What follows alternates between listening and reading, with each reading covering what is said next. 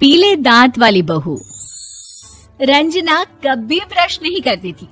उसे कितनी बार उसके माँ बाप ने डांटा, लेकिन उसका कोई असर उस पर होता ही नहीं था, जिस कारण से उसके दांत पीले पीले हो जाते हैं। शादी के बाद।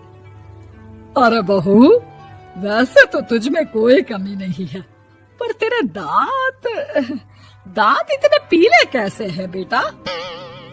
कैसे मतलब? कोई सर्जरी थोड़ी ना कराई है। वो तो क्या नाम, मैं ब्रश नहीं करती थी तो पीले हो गए। अब क्या करूं? आप कहें तो लाल करवा लूं या फिर काले? यार ये क्या है, क्यों माँ से लड़ रही हो? लड़ रही हूँ? अरे मैं लड़ रही हूँ या ये बोल रही है कि दांत पीले हैं, पीले। अरे तपस्या थोड़ी ना की है इन्हें पीले करने के लिए। बकायदा ब्रश नहीं किया है 20 साल तक, तब जाकर। छी, कैसी बात कर रही हो? ये उस वक्त तो पीले नहीं थे जब हम लोग तुम्हें देखने आए थे। अरे तब साफ करवा लिया होगा डेंटिस्ट के पास जाकर। अब देखो कैसे पीले पीले लग रहे हैं। रंजना सास की तरफ गुस्से से देखती है। फिर शुरू हो गई पीले पीले पीले। अरे पीले तो तब भी थे जब मेरे हाथ का रसगुल्ला उड़ा उड़ा कर खा रही थी और बोल रही थी, लड़की नहीं गुणों का खजाना दे रहे भाई साहब आप। खैर, अब वो लोग करते भी तो क्या करते, पीले दांत वाली बहू पल्ले पड़ी थी तो झेलना तो था ही। एक दिन कीर्तन में रंजना गाना गा रही थी। अरे कमला बहन, माँ का द्वार है, यहाँ तो सब शुद्ध होकर आते हैं, फिर अपनी बहू को ब्रश भी नहीं करवाती तुम।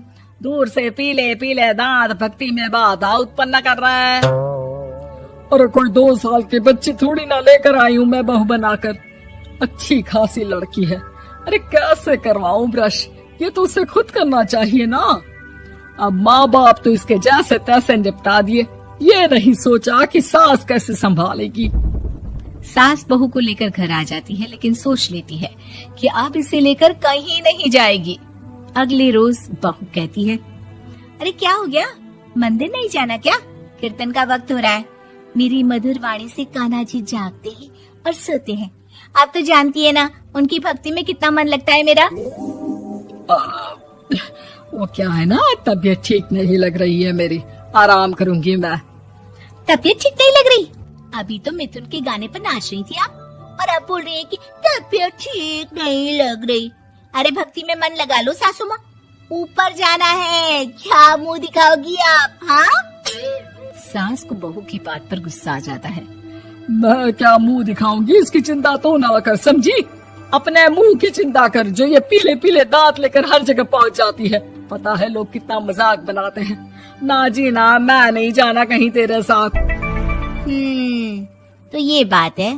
कोई ना, मत जाओ, मैं अपने कमरे में ही बैठकर भक्ति कर लूंगी। ऊपर वाला दांत थोड़ी ना देखता है, मन देखता है, भावना देखता है।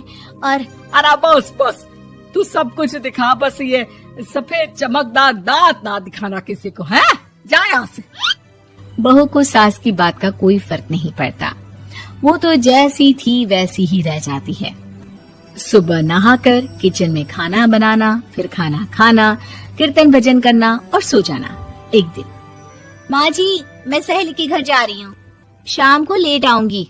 हाँ, तो जाना, मैंने कौन सा तेरी आरती करनी है घर पर बैठकर। रंजना सहेली के घर जाती है, जहाँ वो पार्टी में जाने की तैयारी कर रही होती है। अरे शिखा, कहाँ जाने की तैयारी कर रही है? मैं गलत वक्त पर आ गई क्या? अरे नहीं यार, उल्टा सही वक्त पर आई है। मैंने ये साड़ी और ज्वेलरी निकाली है यार, शाम को इनके ऑफिस की एक पार्टी में जाना है। बताना कैसा लग रहा है ये सब? नहीं यार, इस ड्रेस के साथ तो वो वाली ज्वेलरी अच्छी लगेगी। हाँ, सही बोल रही है, मैंने ध्यान ही नहीं दिया। वैसे तो हमेशा से मस्त फैशन सेंस रखती है। तो बड़ा जाती होगी ना पति के साथ पार्टी में। रंजना कुछ नहीं बोलती, बस सोचती है कि यार काश ये बात सही हो जाती, पर मैं क्यों नहीं जाती पार्टी में? क्या इन लोगों की कोई पार्टी होती नहीं होगी? रंजना घर आती है और रात में पति से सवाल करती है, एक बात बताइए, आप मुझे किसी पार्टी में क्यों नहीं ले जाते? क्या आपके यहाँ ऑफिस में पार्टी नहीं होती? पति बेचारा क्या कहता कि दांत पीले हैं तुम्हारे इसलिए। अरे कोई पार्टी होती नहीं हम लोगों के ऑफिस में, तो कहाँ से लेकर जाऊं? और मार्केट, मॉल, कहीं वीकेंड घूमना, कहीं तो। अरे यार सारे हफ्ते में एक छुट्टी मिलती है, तो सोचता हूँ कि आराम ही कर लूं। क्यों? रंजना मन मार के रह जाती है। पहले कभी सास के साथ मंदिर जाया करती थी, लेकिन वो भी सास ने ले जाना बंद कर दिया। घर बैठी बैठी रंजना बोर हो जाती है। तभी उसे आइडिया आता है और वो मायके जाने का सोचती है। सासू माँ, 2 दिनों के लिए मम्मी के घर जा रही हूँ। अच्छा अच्छा ठीक है, आराम से जा।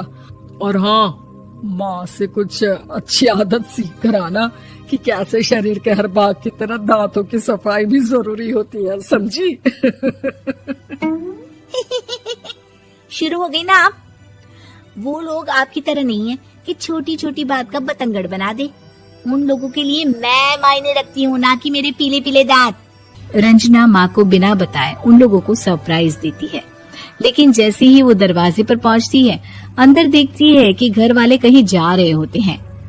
अब माँ, काश रंजना दीदी के दांतों वाली प्रॉब्लम नहीं होती, तो वो भी हम लोगों के साथ चलती ना बुआ जी की बेटी की शादी में। हाँ बेटा, लेकिन अब उसे कौन समझाए कि उसको उसके पीले दांत नहीं दिखते, लेकिन उसके आसपास के लोगों को कितना एम्बैरेसिंग फील कराते हैं। मुझे तो कितनी बार उसके स्कूल की टीचर ने शिकायत की कि उसके साथ कोई लड़की बैठना भी नहीं चाहती, और ना ही कॉलेज में कोई उससे बात करना चाहता था। लेकिन पता नहीं क्यों उसे ये बात समझ में ही नहीं आती। कोई कमी नहीं है उस लड़की में, बस यही कि दांत पीले हैं। वो तो भला हो जीजा जी और उनकी माँ का, जो दीदी को जैसी है वैसे ही रखा हुआ है। रंजना को अपने घर वालों की बात सुनकर बहुत दुख होता है। वो सोचती है कि वो क्या करे, लेकिन फिर वो सीधा डेंटिस्ट के पास जाती है, अपने दांत चमकाती है और कसम खाती है कि वो रोज ब्रश करेगी। अरे क्या हो गया? तुम तो 2 दिनों के लिए गई थी ना, पर कोई ना, अच्छा है, चलो आ गई तो।